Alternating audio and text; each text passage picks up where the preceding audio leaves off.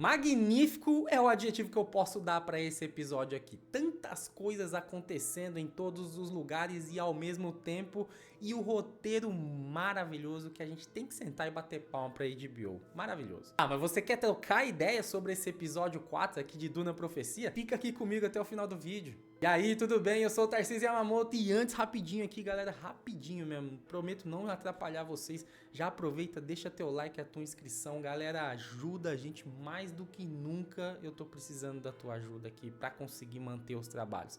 Eu agradeço de coração. Se você não gostar do vídeo lá no final, depois não tem problema, só desfazer, mas eu preciso muito dessa ajuda. Bom, eu vou separar essa análise desse episódio em duas partes. Primeiro eu vou falar da Irmandade, o que tá acontecendo na Irmandade, e depois eu vou lá pro Império. Bom, aqui na Irmandade tá rolando vários sonhos, ou melhor, vários pesadelos, né? Sonhos nada agradáveis ali pras acólitas principalmente. E um easter eggzinho bem bacana aqui também que a gente tem em um dos sonhos lá, já logo no primeiro sonho, é que tá tendo uma batida assim, tum, tum, tum, que é muito parecido com a batida do batedor dos Fremen, que quando eles colocam no chão pra chamar o Shai-Hulud, né, cara? Achei super interessante isso, porque tem tudo a ver, e isso nos leva a Desmond Hart. Afinal, o Desmond Hart que veio do Shai-Hulud e começou toda essa baguncinha aqui, divertida aqui, que tá rolando aqui, principalmente na Irmandade e principalmente contra as Bene Gesserit. Isso me faz parar pra pensar como será que Desmond Hart tá atacando as Bene Gesserit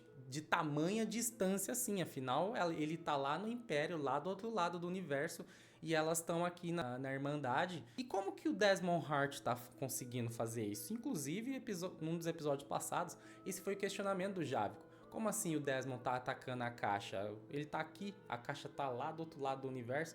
Como assim? Isso é um questionamento muito interessante porque, cara, me faz pensar que realmente é algo, alguma entidade, tipo Deus, porque não tem como, não sei como o Desmond tá fazendo esses ataques.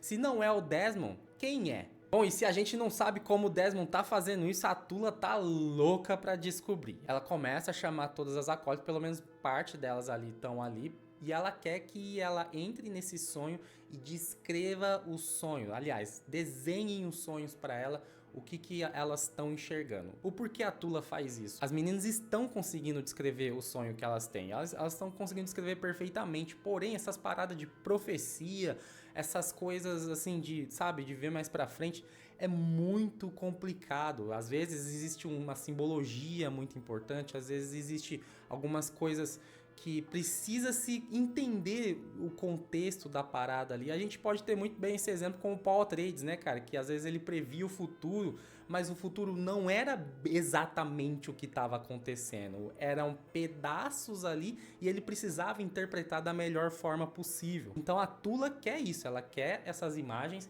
para que ela consiga interpretar o que os sonhos estão querendo dizer para as acólitas. E aí a Tula começa esse processo, começa meio que induzir as acólitas a um estado, sei lá, meio que de transe assim. Ela dá a especiaria para a galera ali, né? Porque se vocês não perceberam, aquele negócio que elas enfiam na boca é especiaria para ajudar elas a entrar nesse transe quase sonho aí, onde dessa vez, segundo a Tula, elas iriam ter controle, ou seja, elas iriam mergulhar nos sonhos dela e elas iriam saber o que está acontecendo. E aquele sonho que a gente vai, sabe, é uma coisa que de instinto. Não, dessa vez elas estariam no controle, elas veriam tudo que tá acontecendo ali. A Tula começa a induzir elas a esse sonho e elas começam a desenhar. Pega o carvão e começa a desenhar o que vocês veem e elas começam. Aí ela vai, fala, profundo, vai mais profundo, quero as imagens, não sei o que, desse negócio aí. E aí elas vão virando a página. Cara, eu achei isso sensacional, mano. Muito vibe de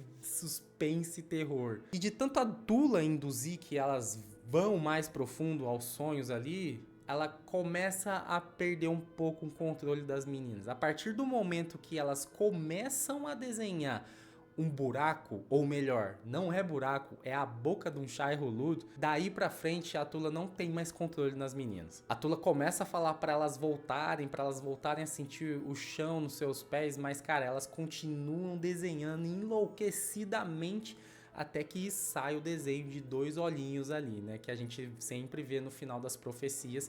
E finalmente elas retornam. Inclusive nessa parte a Tula ficou com um medo absurdo, cara. Porque ela não sabia lidar com essa situação, ela nunca viu essa parada.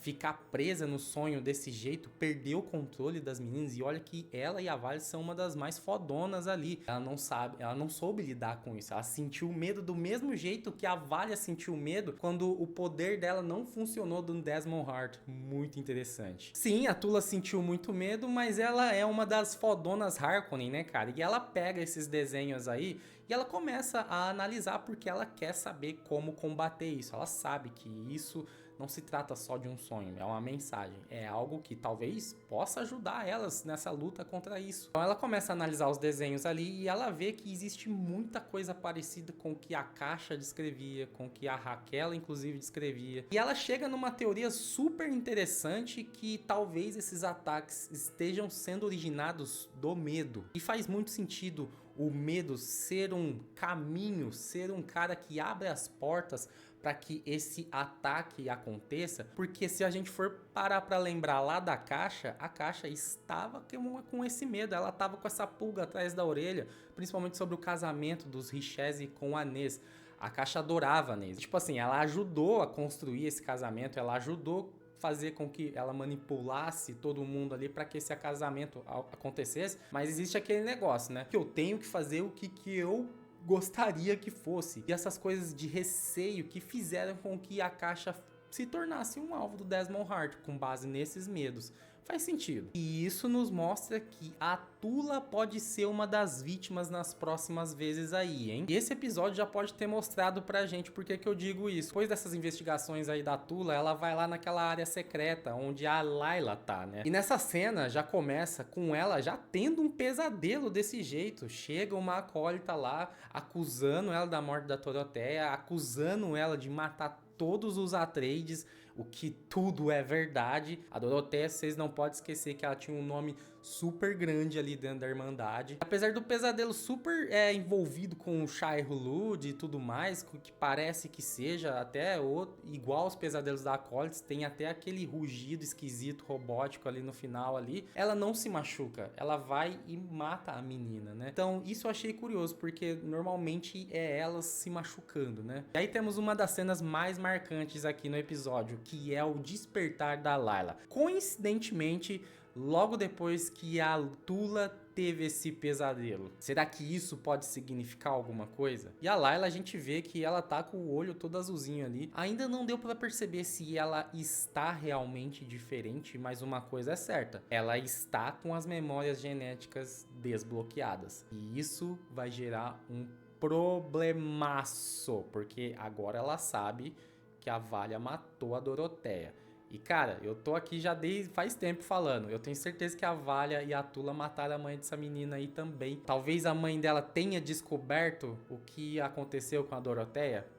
Eu tenho certeza que a verdade dessas paradas vão ser contadas no próximo episódio e vai ser sensacional. Agora, duas coisas muito curiosas aqui nessa parte da Irmandade. Primeira coisa é o One-Row. Vocês podem não ter percebido, mas parece que o One-Row é uma inteligência artificial extremamente bolada, máquina pensante, né, cara? E isso leva a que essa máquina seja extremamente proibida. E, obviamente, é o One-Row que ajuda elas ali a fazer as combinações genéticas conforme elas querem ali. Será que além das alterações genéticas ali dos planos da Raquel, o Aniru também está ali e por isso a sala está trancada, ninguém pode ver? Seria mais um segredo da Irmandade, um segredo extremamente bombástico, porque, gente, se os caras já proibiram o Prior de ter aquele lagartinho robô lá, vocês imaginam se descobrirem que a Irmandade tá com uma fucking inteligência artificial extremamente bolada ali, ajudando elas. Isso é totalmente contra as leis. E outra coisa mais estranha ainda, pra gente ficar pensando. Todo mundo teve pesadelo das acólitas. Todas. Só uma acólita que não teve. A irmã Jen. Cara, isso é extremamente intrigante, porque todo mundo ali teve. É, assim, e tipo, ela também tá com medo. Todo mundo ali tá com medo. Por que ela não tá tendo esses pesadelos? Que proteção que ela tem, cara? Pode ser maluquice isso agora, tá? Será que ela não é a Jen que tá causando esses ataques ali na Irmandade, cara? Porque, cara, ela é uma das mais, digamos assim, mais psicopatas ali, mais estranhinhas ali. Eu acho que é a Jen. Ela contou uma história totalmente biruta ali dela com os pais dela. Ela tem umas falas com as outras pessoas que são estranhas. Você percebe que ela gosta das acólitas ali. Mas, cara, me faz suspeitar muito dela que ela seja a única acólita que não teve esse pesadelo. E, inclusive, isso já veio em discussão entre as acólitas, entre as meninas ali, as novatas. Será que tem alguém de dentro da Irmandade atacando as outras pessoas? Será que é ela que tá atacando as outras pessoas? Porque não tem como ser o Desmond Hart, cara. Ou é uma entidade suprema, ou é ela que tá atacando todo mundo dali de dentro. Não tem como. Mas como eu disse, isso é só brisa aqui da minha mente aqui. Pode ser que nem faça sentido, é uma coisa que eu pensei aqui agora. Bom, e agora vamos pular lá pro Império, porque, cara, lá a coisa tá fascinante, meu irmão. O que tá acontecendo lá no Império? A Valia, junto com a Teodócia, elas foram retiradas do palácio, elas estão com a fama bem ruim ali, principalmente ali no Império, né? Com elas estando ruim ali, é só questão de tempo para as outras casas entenderem que não, a gente não precisa delas. Então, tchau. E aí isso vai enfraquecer, obviamente, o nome delas. Só que a Valia não quer isso, então ela precisa pensar numa maneira elas voltem a ficar em evidência entre as grandes casas e principalmente no palácio. Então, como que a Valia vai fazer isso? Como é que ela vai conseguir encontrar o imperador, sendo que ela não pode mais entrar no palácio? Existe a reunião onde todas as casas se reúnem, que é o Alto Conselho, que se chama Landsred. E a Valia sabe que ela precisa estar ali para conseguir pelo menos ter uma palavrinha ali, né, com o imperador ali, para ela conseguir manter o controle ali entre as casas ali. E como que ela vai conseguir? Ela vai lá na casa Harkonnen para oferecer uma Verda Vidente, que no caso vai ser ela mesmo. E obviamente que o tio dela ali odeia ela, né? Até os cochichos. Quando ela tá ali, você escuta, né? A série faz bastante esse efeito de cochicho pra lá e pra cá, principalmente quando a Valia tá nos lugares. Você consegue entender até algumas palavras, o que tá dizendo, que quando ela tá ali, esses cochichos vai embora, tipo, você não é bem-vindo aqui, você não devia ter vindo aqui. Percebem pra você ver depois. O tio dela fala pra ela ir embora, realmente, igual os cochichos aí, mas ela quer convencer o Harrow, que é meio que sobrinho ali, sei lá, não entendi muito bem a relação deles ali. Ele quer convencer ele, dando uma Verda Vidente pra ele e fazendo a casa Harkonnen ir a esse alto conselho pra que ele tenha espaço. E isso seria excelente pros Harkonnen, porque além de ganhar mais notoriedade, eles ficariam mais em evidência. Ele seria ótimo pra casa Harkonnen que isso acontecesse, já que eles estavam exilados fazia séculos. Eu achei muito interessante o jeito que a Valia converte ele pro seu lado, que aí ele manda a Teodócia enxergar o que realmente o Harrow quer. Como se o Harrow ali tivesse esquecido quem que ele é. Tipo, ele tá escutando o tio dele, sabe?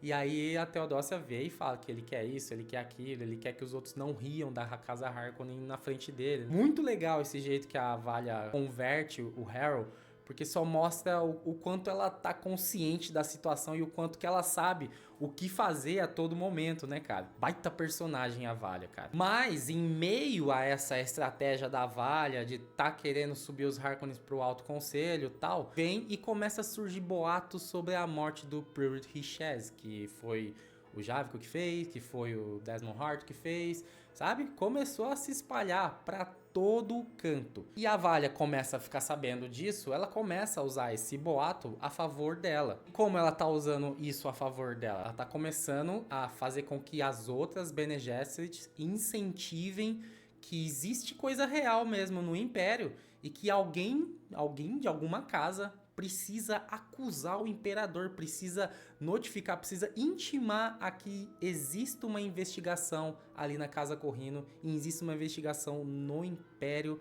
para que conte para todo mundo a verdade. E, obviamente, ninguém vai botar a cara ao tapa. E é aí que entra o Harrow da Casa Harkonnen. Então, duas casas vão e convidam ele pro Alto Conselho. Finalmente, a Valia conseguindo fazer a Casa Harkonnen entrar no Alto Conselho, que é o que ela tinha prometido pro Harrow. Bom, e enfim, começa o Alto Conselho Landsred. E, galera, muita atenção aqui nessa parte desse Alto Conselho, porque, cara, é um núcleo pra pegar muitas partes aqui. Primeiro, a gente tem um diálogo entre o Javico e o Desmond Hart, e esse diálogo é extremamente interessante, tá? O Javico, ele vem numa boa, assim, sabe? Sem querer nada de autoridade, não. O Desmond Hart até levanta, majestade, não, fica sentado aí, não sei o quê. O Javico primeiro pergunta se foi ele que espalhou os rumores sobre o Pyrrhus. Ele fala que não foi ele. E o Desmond Hart realmente, ele fala a verdade. Isso ele é honesto 100%, cara. E o diálogo vai. Só que você vai percebendo que o Desmond Hart, ele sempre tenta fazer o Javico tomar decisões de um ditador mesmo.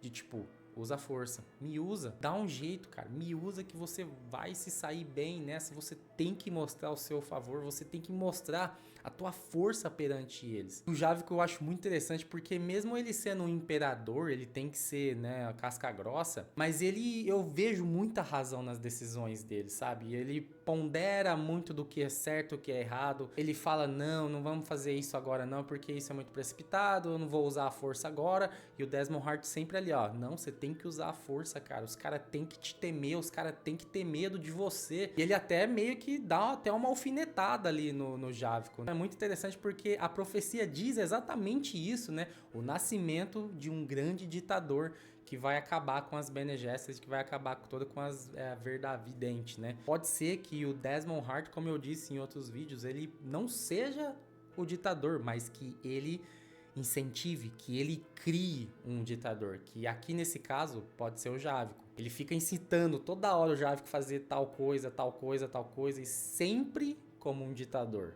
E também me faz pensar, será que o Javico ele tem uma imagem de imperador fraco entre todas as casas ali? Porque você percebe que o Desmond ele fica incitando ali.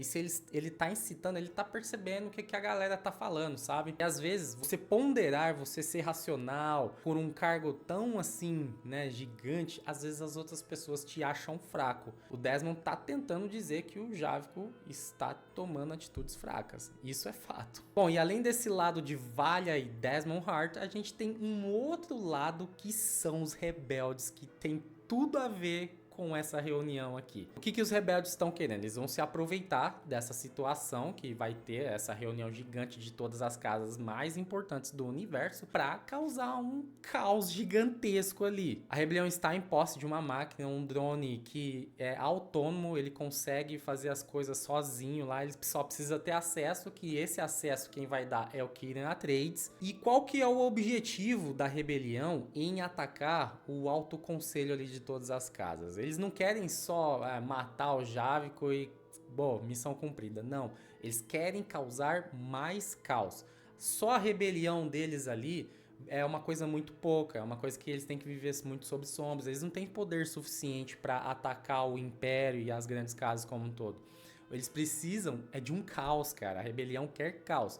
Se eles vão ali e matam o Javico, o Império, o Imperador e tal, com uma bomba, que é o que eles querem fazer, isso vai gerar rebeliões atrás de rebeliões, rebeliões das grandes casas, rebeliões entre grandes casas contra grandes casas, e a rebelião, que tem os seus objetivos próprios, ela vai conseguir talvez formar alianças entre as rebeliões e conseguir aumentar cada vez mais a sua força ali e quem sabe até concluir os seus objetivos. Caos é o que daria força para eles. Só que o que eles não imaginam é que a Valia tá sabendo de tudo isso aí, tá sabendo de todas essas paradas da rebelião, quando o ataque vai acontecer, porque eles têm a Madre Makayla ali, né, que tá dando informação para ela, e isso faz parte do plano da Valia Harkonnen. A Valia vai deixar o ataque acontecer, ela vai deixar tudo acontecer, para criar um cenário onde ela vai ser a salvadora do mundo. Ela vai deixar o ataque acontecer, ela sabe quando vai acontecer, em que momento e quem vai ser o traidor que vai deixar essa máquina entrar, e no momento ela vai desativar essa máquina, ela vai salvar o Imperador e vai trazer o Kyrian Atreides como o traidor, como o culpado de toda essa coisa aí. Vai ganhar de volta os privilégios, vai ganhar de volta a evidência que as Bene Gesserit têm no palácio. É isso que ela quer. Ela quer ser dada como a heroína da parada toda que salvou todo mundo, pro imperador voltar e falar, poxa, as Bene Gesserit realmente são importantes. Vamos devolver os privilégios pra ela aqui no palácio aqui. Elas são as mais importantes do universo. Esse é o plano da Valia. Isso é o que ela quer. Cara, você tá entendendo o nível de manipulação dessa parada, bicho? E outro diálogo muito importante, porque, cara, essa série... Prestem atenção nos diálogos, gente, porque os diálogos possuem muito valor aqui. Tem um diálogo que o Kieran Atreides tá conversando com a Mari Makayla, né? Que até então ninguém sabe que ela é Mari. Ela tá questionando o Kieran ali, né? Você tá preparado pra isso? Ela fala uma coisa muito da hora, que ela fala assim, pra você conseguir que o universo seja melhor, pra que o império seja melhor, existe um preço pra isso. Você tá disposto a pagar esse preço? E ela tá se referindo justamente ao preço que o Kieran Atreides vai pagar por ser preso e executado ali por traição com o imperador. É demais isso, né, cara? Bom, e além de Valia, de Desmond, de rebelião, de tudo mais aí, ainda a gente tem à frente da Nez, isso mesmo, a própria filha do imperador tá pretendendo trair o próprio pai, né? Mas com o objetivo de atingir o Desmond Hart. Inclusive, nesse momento que ela entra pra acusar o pai, né? Pra acusar o Desmond Hart, que foi ele quem matou a Caixa, foi ele quem matou o Pruitt Richez. Quem ia fazer essa acusação era o Harold Harkonnen. E, cara, se ele faz isso, ia dar muito ruim pra ele, eu tenho certeza, mano. Os caras iam considerar ele traidor, pá, não sei o quê. E a Valia era isso que queria mesmo. E as outras casas ali tava cagando pra isso. Era isso, pra isso que ele tava ali. Mas a Ney salvou esse cara. A Ney chegou lá e falou tudo que tinha pra falar, o que ele, inclusive, iria falar. Mas, meus amigos, é o seguinte. O craque do jogo, nesse episódio... Não foi a Valia, não foi a Tula, não foi Javico, não foi Desmond Hart, muito menos Neys, cara, não foi nada desses caras aqui. O craque do jogo total aqui foi a Natália Corrino, a rainha, a esposa do Javico. Cara, que sensacional essa mulher, meu. Que jogada de mestre. É muito legal você perceber que os diálogos têm bastante valor, porque assim, você percebe que em um diálogo ali, né, da Natália correndo com o Desmond Hart, que vai ser a Natália que vai usar o Desmond pra fazer as coisas sujas, né, do Império que precisam ser feitas para usar a força, coisa que o Javico não tem tanta coragem assim de fazer. E você percebe isso porque a Natália, ela fala pro Desmond, né, o Javico às vezes precisa de um empurrãozinho. E ela fez isso desde o começo do episódio. Foi ela que espalhou os boatos sobre a morte do Pruitt Richez. Para bem para pensar o porquê que ela fez isso. Olha, desde o começo do episódio, tudo gira em torno desses boatos sobre a morte de Pruitt Richez. Com base nisso, a Valia começa a traçar a sua estratégia para entrar no Alto Conselho, começar, né, a fazer aquele cenário que ela iria ser a heroína. Graças a isso, existiu essa reunião, todo mundo ficou ali meio que com o pé atrás com o Império, e os rebeldes tiveram a oportunidade para conseguir fazer o ataque. Então, tipo assim, você percebe que a pressão no Javico ficasse cada vez maior e maior e maior. Para quê? Para que ele tomasse decisões duras. Ela fez isso esse foi o empurrãozinho dela para que o Javico fosse e tomasse uma atitude mais de poder, de severidade mesmo, que era o que o Desmond Hart queria desde então. E aí depois ela deu dados sobre compras ilegais de máquinas proibidas, que foi aonde o Desmond Hart conseguiu chegar nos principais caras da rebelião ali, cara. Conseguiu quebrar o plano da Valia, o plano da Valia de ser a heroína cagou, foi por terra, porque o Desmond Hart foi o grande herói que ele trouxe os traidores e não iria ter mais ataque. Cara, essa mulher foi fantástica, mano. O Desmond Hart não queria fazer isso. Foi ela que incentivou o Desmond Hart de fazer tudo isso, tomar atitude de poder em pró do Imperador, em pró de Javico. O Javico ficou com uma fama de realmente de ser forte, de poder perante a todas as grandes casas. Cara, palmas pra Natália Corrino, meu amigo do céu, que é isso? Que jogada de mestre, até a Valha sendo um peão no plano dela. Sensacional, esse episódio merece um Oscar, meus amigos, pelo amor de Deus. Ah, e uma coisa não menos importante, no final do episódio a gente vê a Valha conversando com a Teodócia, né, na verdade conversando com o Griffin.